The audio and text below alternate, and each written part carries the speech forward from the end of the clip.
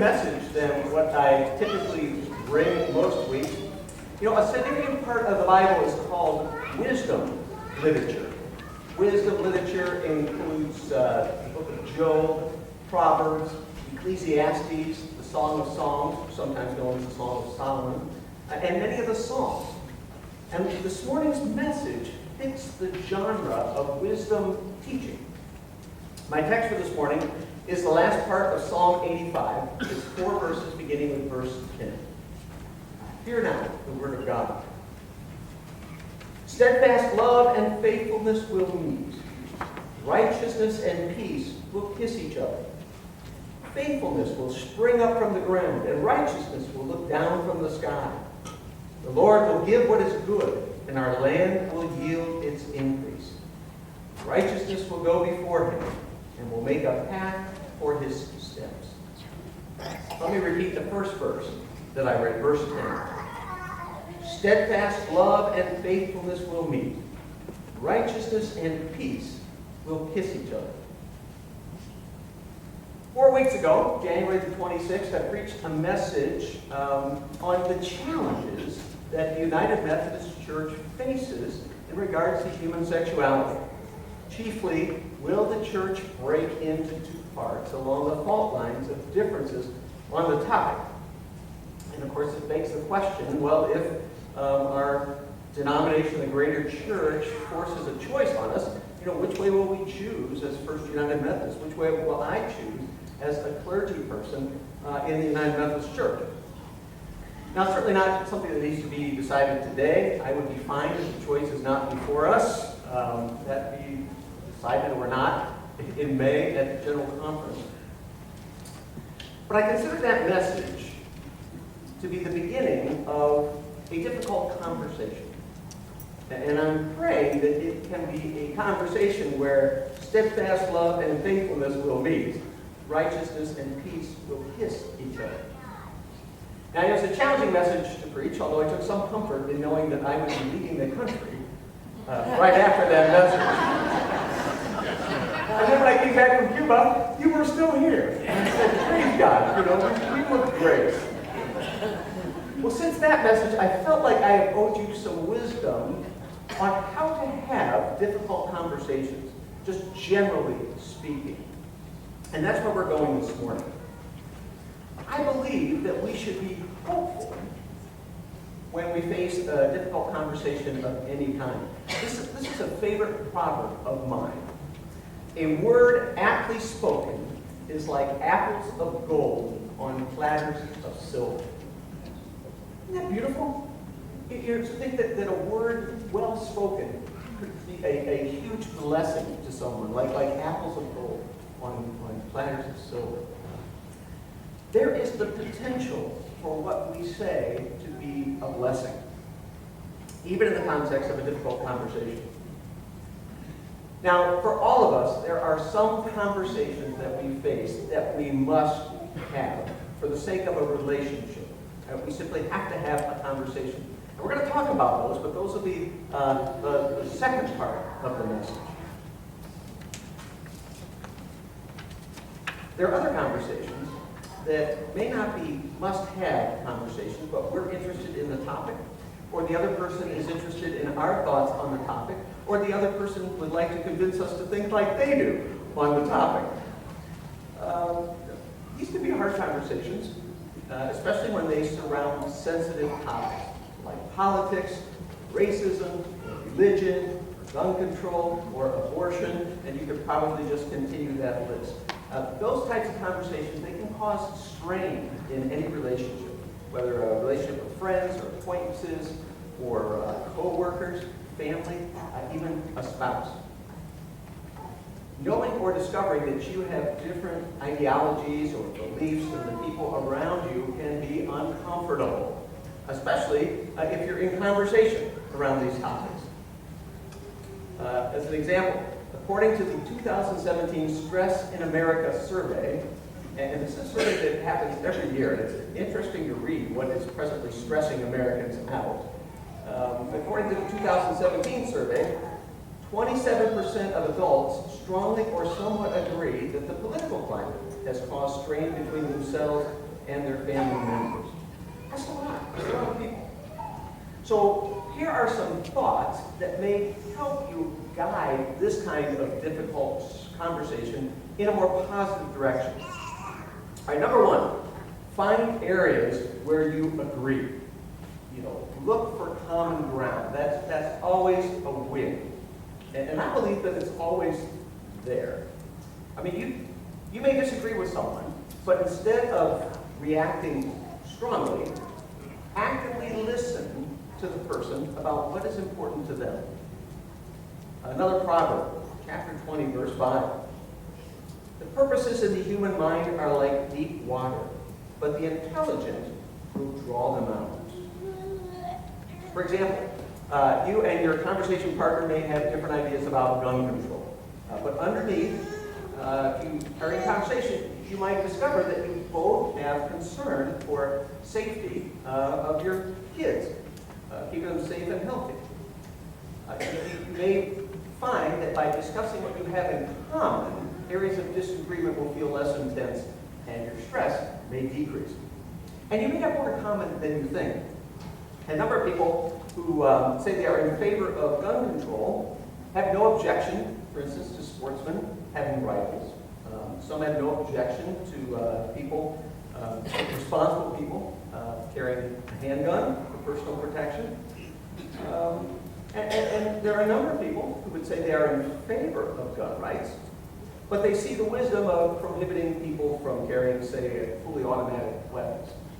So, if you think, well, in favor or against, it sounds like 180 degrees.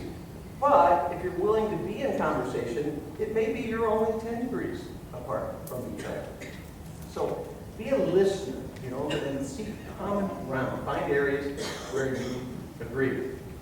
Secondly, be open and kind. You cannot go too far with kindness.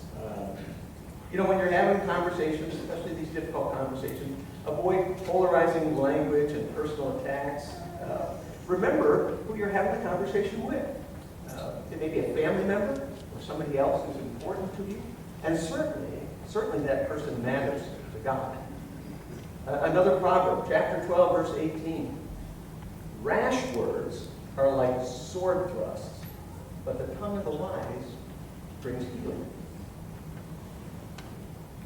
I would suggest avoid having difficult conversations at the wrong time of day. Early in the morning, generally not good. Right before an important event, not good. When you're dead dog tired, not good. And try to be mindful of your words and your tone. Don't let the conversation become hostile or combative, because that may well negatively affect the relationship. I remember well 2 stories with which I'm personally familiar because they affected people in this church. 2016, around the time of the general election, I remember following the election getting a call from somebody saying, "What do I do? My adult child will not let us see our grandchildren because we came on so strong about our political views." That's just tragic to me. Trusting these folks reconciled down the road. And then there was another couple who left church because their friends in the church were so over the top about being against people who were of the other political party.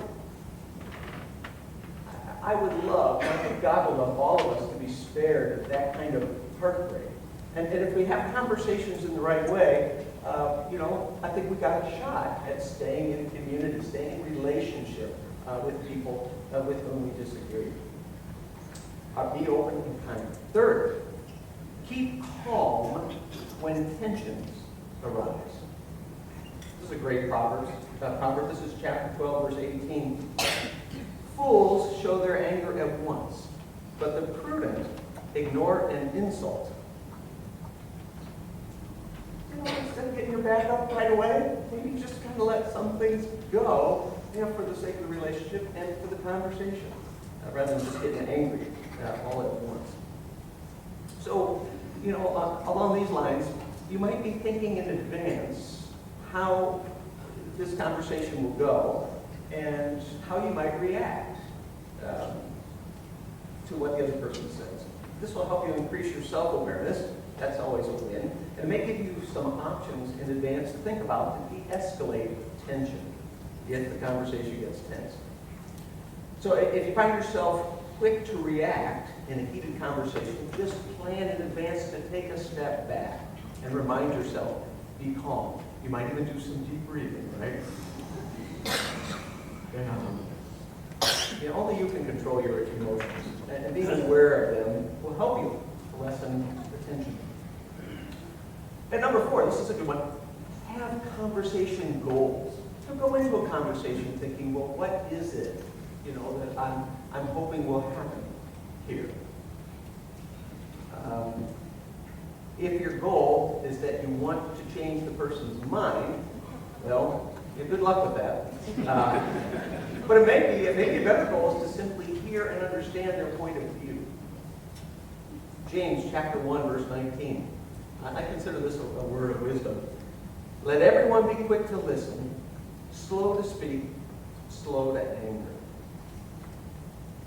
Let everyone be quick to listen, slow to speak, slow to anger. Now, as I already intimated, changing the other person's mind, that's not an easily attainable goal. I mean, personally, I'm happy if I can raise a good question. Maybe a question that will help the person that I'm talking with to consider their view and where it comes from. Because sometimes we just latch onto a view because it sounds good to us, but we haven't really done the homework behind it to say, well, why is it that I think that? A good question to me is worth its weight in gold. I love it when a person gives me a question that causes me to wrestle and to really take a step back and think. Using conversation as an opportunity to share views rather than convince your conversation partner that your view is best, I think that's a good goal. I'd just like to know what you think, and I'd like to be able to share what I think. Disagree with someone you care about, that is okay. You're not always going to agree with everyone. Can I get an amen? Yeah, it's just reality. And yes, it might be hard to accept that someone that you love and think highly of thinks different than you do on this or that point. But understanding their point of view will help in regards to a healthy relationship.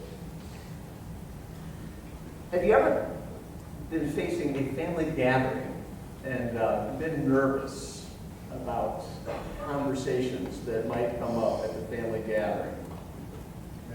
Yeah. Well, I tell you, I go home to where I grew up, Ohio, after Christmas, every December. Me and my family, we go, and I love my time with my relatives, but I know which topics to avoid and with whom. Right? I already know going on what are the flashpoints, and it's helpful for me to remember what is the purpose of the gathering. Well, it's because we love each other. We want to be together. So I'm just going to avoid, with certain people in particular, any conversation around those flashpoint topics. I know who in my extended family is safe to have, say, a political conversation with. And actually, that person doesn't necessarily always agree with me, but they're a good conversation partner. I still got some space to have pick and choose, right? Who I'm going to have those kinds of conversations with. All right, so that is one class of difficult conversation. Now I'm going to move to the other. Sometimes you need to have a difficult conversation, maybe a confrontation with someone, say about their behavior, or something else that's interfering with the relationship that you share.